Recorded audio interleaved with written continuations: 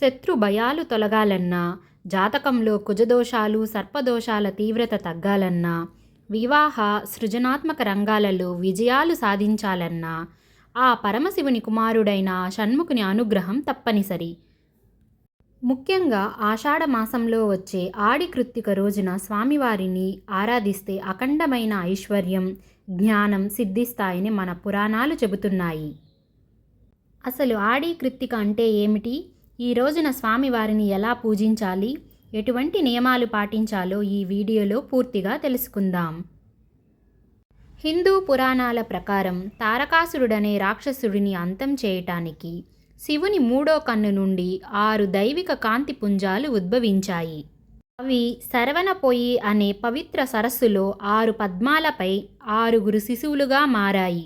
ఈ 6 బాలురను పెంచే బాధ్యతను కృత్తిక దేవతలు అనే 6 నక్షత్ర దేవతలు తీసుకున్నారు. ఆ తర్వాత పార్వతీదేవి ఆ 6 పిల్లలను ఒకే రూపంలో మార్చింది. ఆయనే మన షణ్ముఖుడు. తనను పెంచిన కృత్తిక దేవతలకు గుర్తింపుగా వారి నక్షత్రమైన కృత్తిక రోజున తనను పూజించే భక్తులకు సకల కోరికలు నెరవేరుతాయని కుమారస్వామి వరం ఇచ్చాడు. తమిళంలో ఆషాఢ మాసాన్ని ఆడి అంటారు. అందుకే ఈ రోజుని ఆడి కృత్తికగా అత్యంత వైభవంగా జరుపుకుంటారు.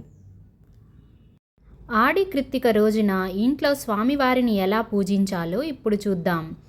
ఈరోజు ఉదయాన్నే లేచి ఇల్లంతా శుభ్రం చేసుకొని స్నానమాచరించాలి. పూజా మందిరంలో సుబ్రహ్మణ్య స్వామి పటాన్ని లేదా చిన్న విగ్రహాన్ని ఉంచుకోండి. వీలైతే ఈరోజు స్వామివారికి పాలు పంచామృతాలతో అభిషేకం చేయటం అత్యంత శ్రేష్టం. సుబ్రహ్మణ్య స్వామికి ఎరుపు రంగు అంటే ఎంతో ప్రీతికరం. అందువల్ల ఎర్రటి మందారాలు లేదా గన్నేరు పూలతో స్వామివారిని అలంకరించండి. 6 ఒత్తులతో బియ్యం పిండితో చేసిన దీపాలను నెయ్యితో వెలిగించండి. స్వామివారికి తీపి నైవేద్యాన్ని సమర్పించండి. పూజ ముగిసిన తర్వాత సుబ్రహ్మణ్య అష్టకం లేదా షణ్ముఖ స్తోత్రాన్ని పఠించండి. ఈ రోజున ఉపవాసం ఉండటం చాలా మంచిది. కుదరని వాళ్ళు పండ్లు పాలు మాత్రమే తీసుకొని పలహార దీక్షను పాటించవచ్చు.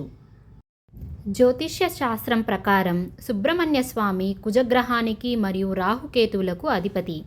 ఎవరి జాతకంలోనైనా కుజదోషం ఉండి వివాహం ఆలస్యం అవుతుంటే వారు ఆడి కృత్తిక రోజున స్వామివారిని ఆరాధిస్తే దోష తీవ్రత తగ్గుతుంది. అలాగే కాలసర్ప దోషాలు, నాగదోషాలతో బాధపడే వారికి కూడా ఈ పూజ ఒక అద్భుతమైన పరిహారం. ఈ పవిత్రమైన రోజున మీ శక్తి కొలది అన్నదానం చేయటం లేదా వస్త్రదానం చేయటం వల్ల సకల గ్రహపీడలు తొలగిపోయి కుటుంబంలో ప్రశాంతత లభిస్తుంది. ఆడి కృత్తిక రోజున సుబ్రహ్మణ్య స్వామిని భక్తితో కొలిస్తే కొండంత అండగా నిలిచి మనల్ని కాపాడుతాడు. ఈ ఆడి కృత్తిక రోజున మీరు కూడా ఈ నియమాలు పాటించి ఆ షణ్ముఖుని కరుణా కటాక్షాలు పొందాలని కోరుకుంటున్నాను. ఈ వీడియో మీకు నచ్చినట్లయితే లైక్ చేయండి. ఫ్రెండ్స్ అండ్ ఫ్యామిలీ మెంబర్స్కి షేర్ చేయండి. మరిన్ని ఆధ్యాత్మిక విశేషాల కోసం మన ఛానల్ని సబ్స్క్రైబ్ చేసుకోండి. లోకా సమస్తా సుఖినో భవంతు. ఓం శరవణ భవ.